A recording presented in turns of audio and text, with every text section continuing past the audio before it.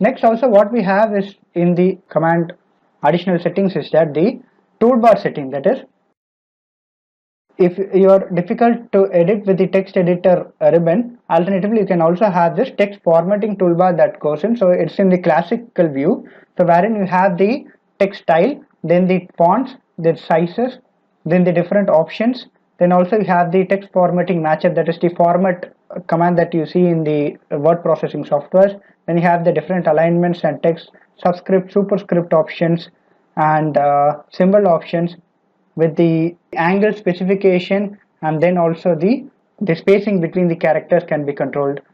So these kind of extra commands is what you can take from the text formatting floating toolbar also.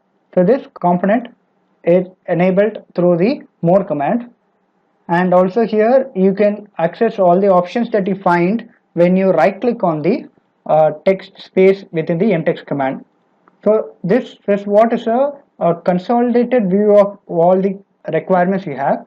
Suppose if you want to have this additional characters, then again you can expand this out to check. For example, this clicking out, look into the paragraph properties, that is to say what is the position of the leftmost corner, rightmost corner, and henceforth, and how much should be indent. So these kind of detailings also can be taken from this extra box here. But suppose if certain commands are not available, then you can again take it off through the text formatting. So it depends on our requirement to use whichever we want.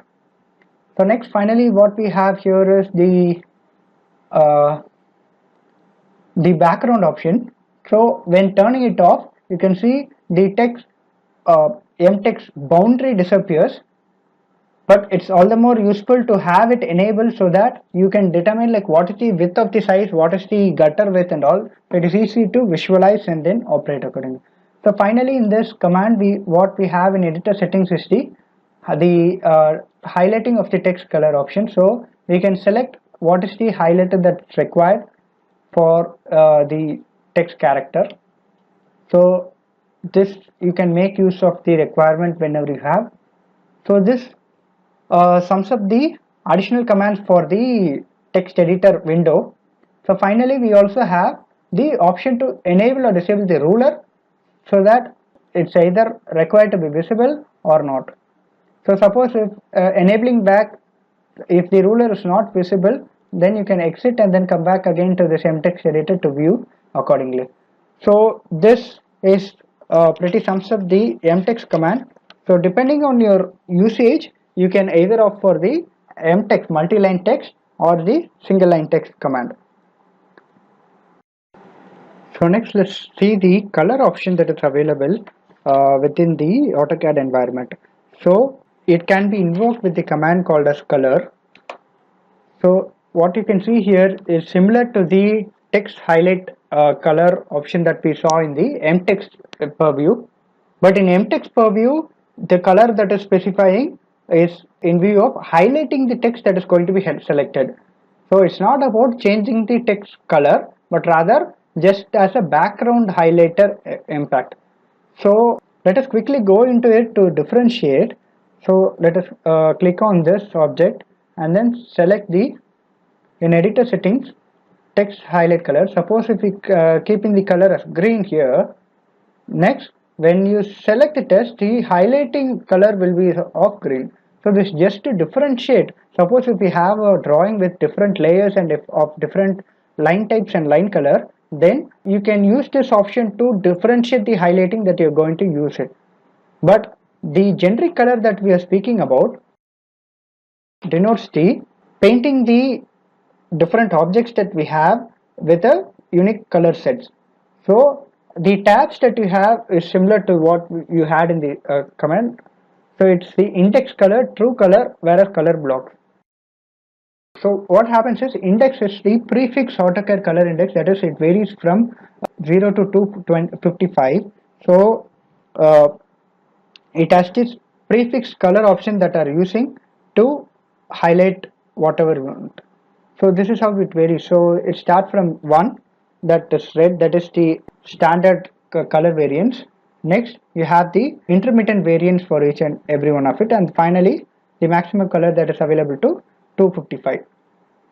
So by this you can arrange it by either the layer or by block that you are constructing the diagram. So we look into these color details more into when we are looking into the layers. But right now when we want to select these colors, what we can do is, suppose if you want to change this color size to be say black, and click on OK. Just as in your command for text that we have seen, the formatting style, it won't get applied because this was created using a different color set. So if you want to change the color of it, then you have to go into this and then select the colors that you want to apply. So suppose if this is the color that is going to get applied, then you have to select it and then select black in order to apply it. So for the text objects, for applying the color, you have to get into this object editing command and then apply the required color. Whereas this color command is a generic command that applies to entire of AutoCAD, and you can segregate it by either layer definition or by block definition. So based on that you can vary it. Whereas in true color, it's an extension of the index color, that is it is a continually variable color options that you can choose from. So typically pattern of varying from 1 across to 0 across. So you get a whole spectra of colors that you can select from. You can see the hue that is going to be varying here. So based on that you can vary the intensity of it. So suppose if you select this and then you can select the entire range, so you can see how the combination of RGB, the base colors, varies to figure out the resultant color. So this is your true color option. Whereas also we have color books, that means it refers to any third party color books that are available, so that you can set blocks of color that you can look from. Suppose if we select this color set, we have different variants that are available, so that these are like a prefix color combinations that are available. So that also you can enable. So suppose if you are having a printer set of certain variant, then you can get this. These are the different third-party options that are available here. So this is a short on the color option that is used in AutoCAD. So next we have the line type that is going to be defined. So you can invoke that by typing in the command line type. So once you invoke that, you get the line type manager window, wherein you can show what are the different line types that are called for in this window. So typically you have these three as basics. You have line type by the layer, by block, or a continuous description. If you select it, you can see that these are the default variants wherein you can't rename it. So suppose if you want to have a unique line type that needs to be inserted, then you can load a prefix line type that is available. So you can see here the different options that are available and their unique code identification.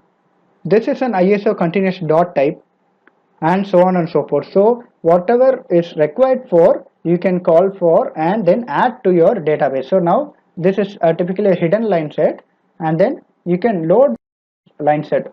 So once you draw it, as you can see here, now the line type has been defined as in the hidden line here. So now when you construct a line,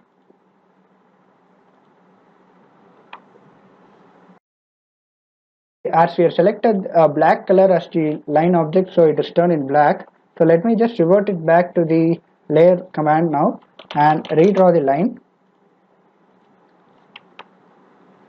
So on highlighting, you can see on zooming it, you can see that the line type is now defined based on the selected line type. So this is how you select the options that you want. Suppose if you want to change it in the even without invoking the line type, that is after invoking a default line type, if you want to modify it, you can also do it by selecting the object, right clicking it, and then going to properties and selecting the line type that you want. So suppose if you want to revert back to the continuous line, you can do so by this, and also if you want to vary the line color also, you can do this. So this properties toolbox is a very useful tool set to vary the properties of the given object. So this is a short on the line type command. So you can also see what are the other commands that are available. So what we have is, we can also have this scale factor for this line. So for this line, the description is given and also the scale factor and the object scale is given. Suppose if you want to apply the scale factor to the object, you can very well define as a global parameters. Next, we also have an option to select what are the line types that needs to be visible. Suppose we are invoking large number of line types and only those that are called for needs to be displayed, then you can use the option that are available here. So based on this, you can have a variance of line type that's to be managed. So this summarizes the line type command. So right now what we have covered is all the basic text commands that are invoked in AutoCAD, that is the single text, multi-line step, and the properties involved to it, that is the styles, the color and line type. Now let us look into some more editing techniques. So let us erase all the object.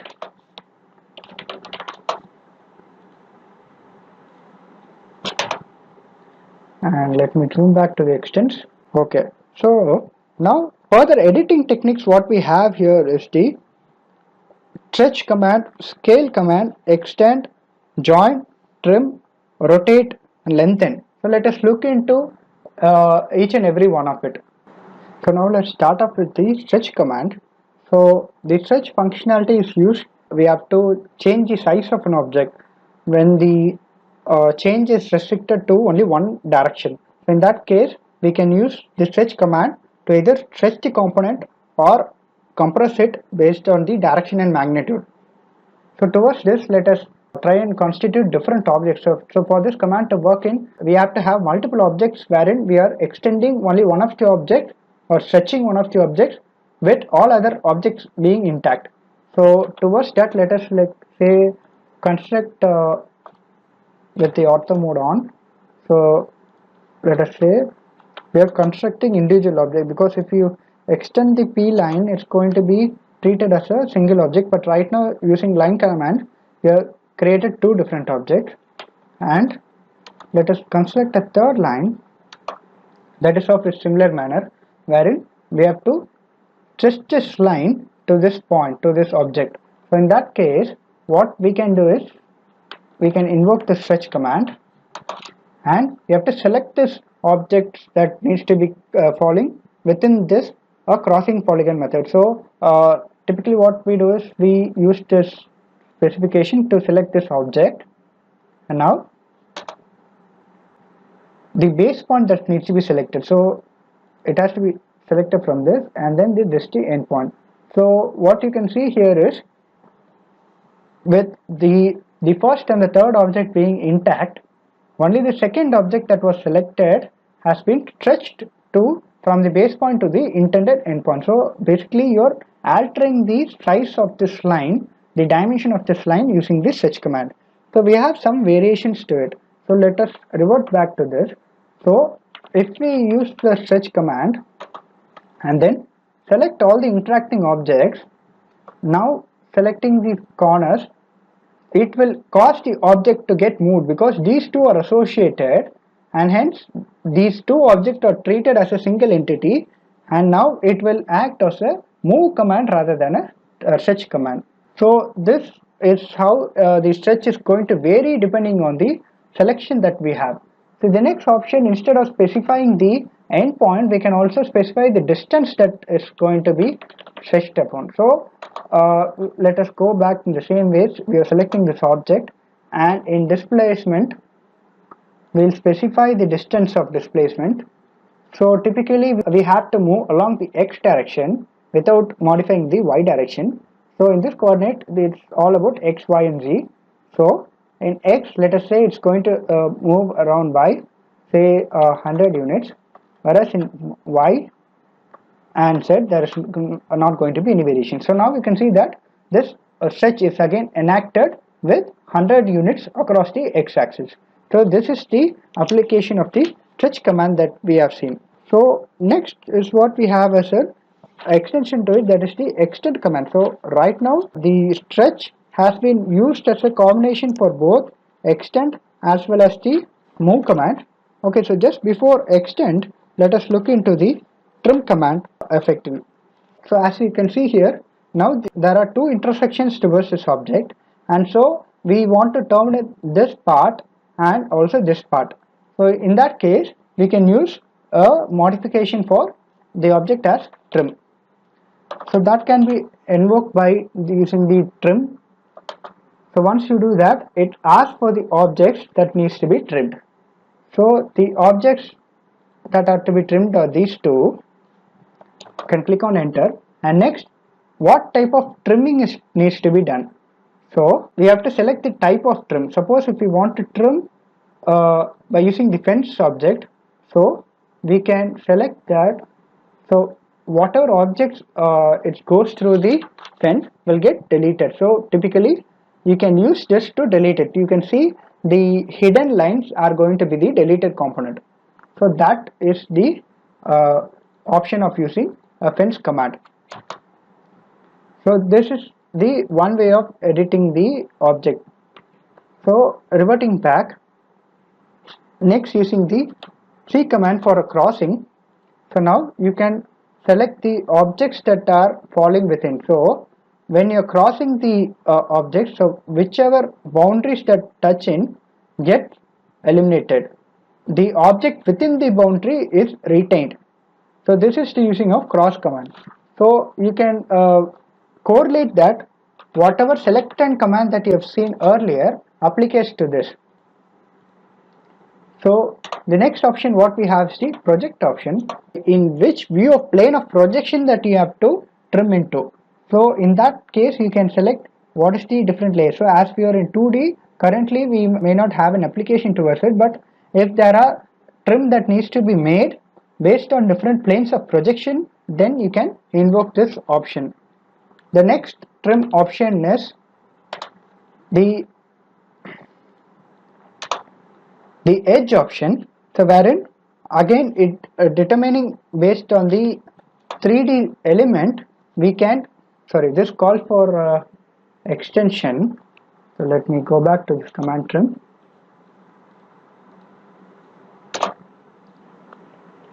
Yeah, sorry, the edge. So based on the implied edge extension mode of the object. So this is used when this object is trimmed by another object's implied edge, that is a projected edge, so that the objects get intersected in a 3D space. So in that condition we can use this trim, and then after enacting the trim, whether the object should be extended or not. So that command is the sub commands that are invoked in here. So next command what we have in TR, that is trim, is the extend command. So okay, so right now final is the erase command, so that is to remove the object. By doing this, again by the crossing methodology, all the objects that are included and crossing will get erased or removed upon. So it is not a trim mechanism, but rather an object deletion mechanism.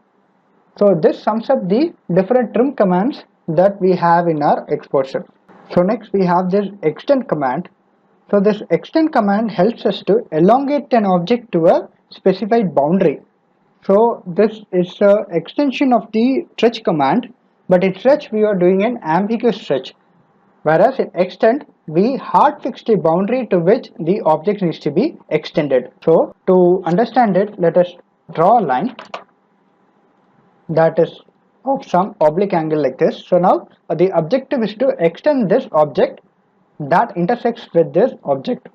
So towards that we can invoke the extend command by ex and select the objects that needs to be extended. So it does not denote only to this object, but rather the interacting object also.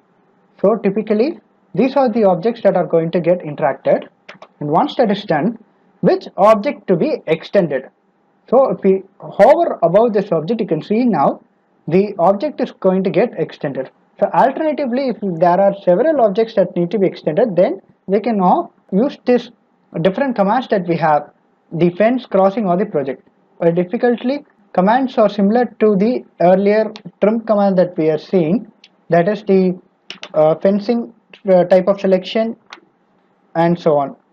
So we'll go back to the original setting. So in extend these objects and this object to be extended. Whereas in fence, if you can select, then which is the first fence point of selection.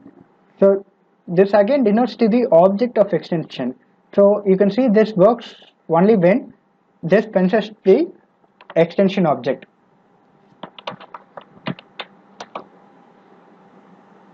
But if you just select one object and then select the other object, it does not show that the object does not extend to it. So it's always required to select all the objects that are getting interacted. So let us do this selection one more time and let's see.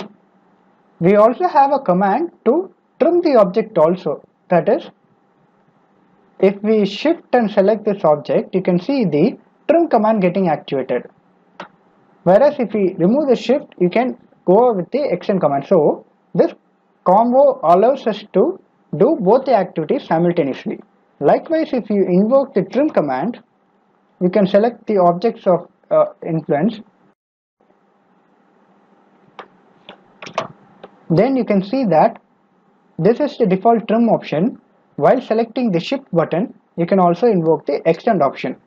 So this is a quick fix approach for the modifying the object of interest using the trim and extend command. So that we will be extensively using across our modeling sessions with respect to other commands, because stretch and lengthen can vary, because we can override those commands by using the two commands itself.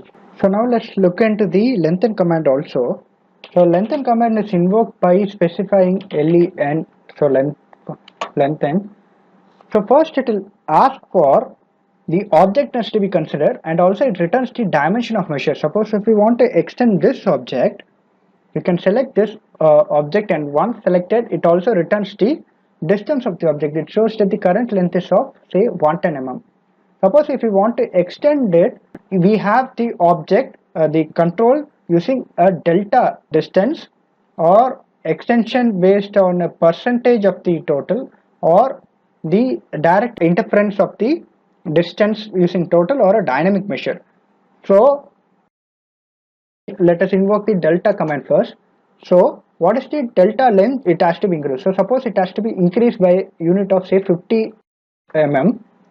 Next, it again asks for the object to be extended. So now, depending on the direction that you specify, if you bring it to this line, you can see that it is getting extended. Whereas in this line, it will get extended to the other area. So this is one way of doing. So I'm giving the undo command, or rather will come out and then keep on lengthen again. So the next is the percentage option to select how much of percentage of length. So suppose if we want to reduce it, then we can say, let's say 75% of the original length. So now it is getting trimmed. 25% of the component it will get trimmed using this. So the next variant of lengthen is again the total distance that is going to be specified. So what is the distance it will be lengthened? So as we saw, the original length was 110. Suppose if we are giving a total length of 50, then it will get truncated accordingly. Suppose if we give a positive distance say of a higher length of say 150 or 200, it's going to get extended. And next, the final one is the dynamic input. So once specified it, so then we can make use of the handle that is going to select it to extend or trim accordingly. So as said earlier, the stretch command and lengthen can be used in multiple ways, but however the extend and trim can be used extensively and interactively so as to make sure that the intended end objectives are met. So next critical option that we are going to look now is the join command. So that command is typically used to join two objects into a singular object. So that can be applied to a line type of object, that is a linear object or a curvilinear object. So let us quickly look into such examples. So suppose we have connected, like say, one more line to be here, that is in this line. So let us just draw a linear object to be easy. So selecting a line and then keeping the ortho mode on. So this is the first line, and suppose we have a second line that present in the same axis. So we need to join these two line objects into a simple one. Then you can use the command as J for join and select the objects that to be joined. So with these two objects and click on enter, now it's extended and then merged as a single line. So this is the linear extension or linear joining example. So now let us try and join a curvilinear object. So towards that, let us invoke an arc with the start point here and the center point as here with the end point as here. So let us zoom back. So now we can again use this join command to select this object and then click on enter. So now as we have selected the object of the circle, then the option is selected there to select the arc to join to source or to close.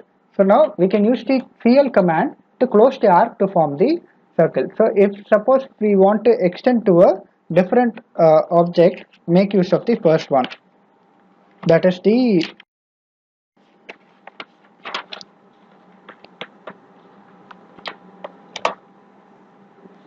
so this is the source object.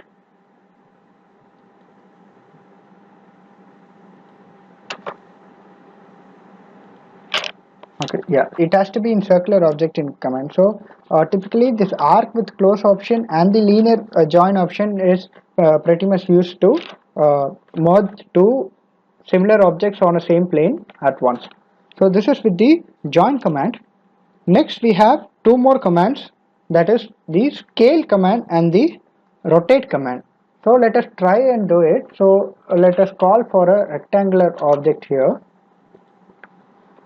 So this is the object of reference, and suppose we have drawn in a scale of 1x time.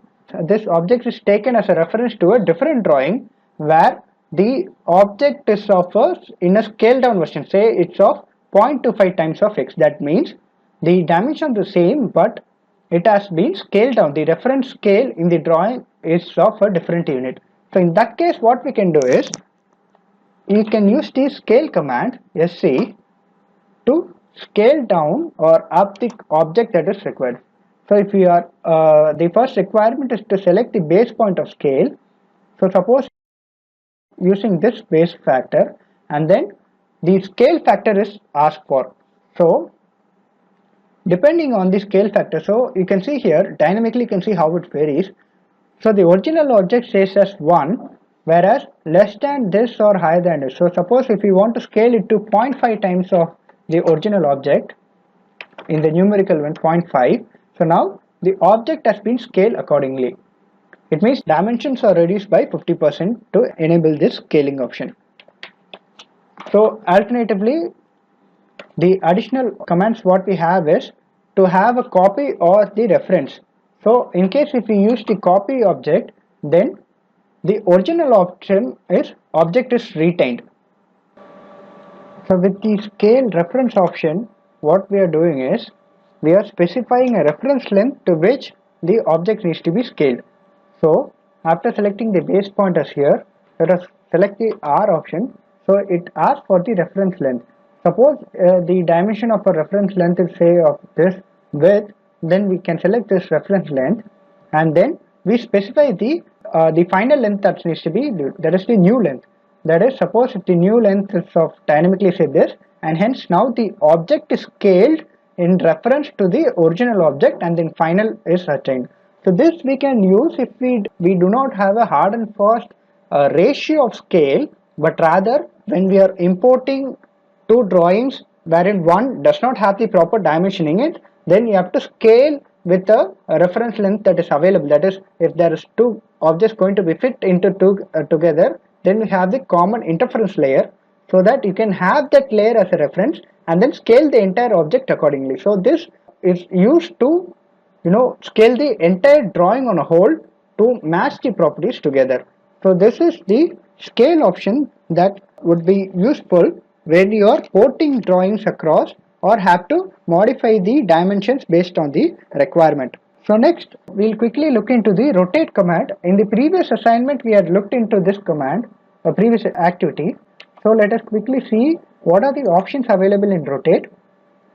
So let us select this rectangular object for rotate, and then the requirement is base point similar as scale.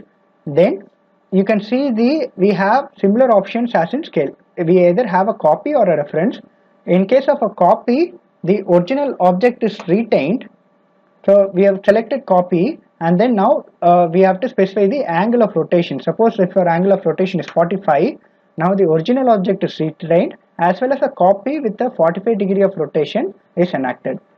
So now one more variant of rotation is again the reference menu. That is, we can select the object that needs to be referred. That is, the reference angle is this, whereas the new reference angle is this. So likewise we can quantify, because right now we are just keeping it on a blank space, but suppose if we have a predefined angle dimension that is available, then we can use those two dimensions to enact the rotate option. So this is the next drawing that we're going to plot. So this is called as a latch plate, mechanical element, wherein this plate is bolted onto a surface which has a slot in between through which the latching element goes in and gets locked so as to have a mechanical mating with it. So this is called as a latch plate, and here we are going to look into the dimensions that are critical for our drawing.